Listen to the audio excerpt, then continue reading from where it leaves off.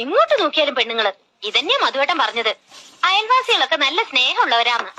ദൈവമേ, ഇമ്മാരി അയൽവാസികളുടെ ഇടയിൽ എങ്ങനെ ജീവിക്കുക?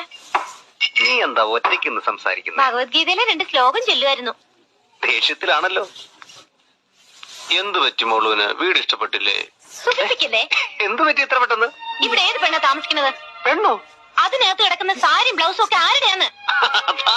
എനിക്കൊന്നും കേക്കണ്ട. ആ സാരിയും ബ്ലൗസും ഏത് പെണ്ണിന്റെയാണെന്നും അവളും മധുവേട്ടനും തമ്മിലുള്ള ബന്ധം എന്താണെന്ന് എനിക്ക് ഇപ്പൊ അറിയണം. നീ സമാധാനപ്പെടും, ഞാൻ അതല്ലേ പറഞ്ഞു വരുന്നത്. നോണ പറഞ്ഞ കൊല്ലും ഞാൻ. പട്ടിക്കാട്ടുകാരിയാണ്, 10ാം ക്ലാസ്സുകാരിയാണ് എന്ന് കരുതി എന്നെ പറ്റിക്കാനൊന്നും നോക്കണ്ട.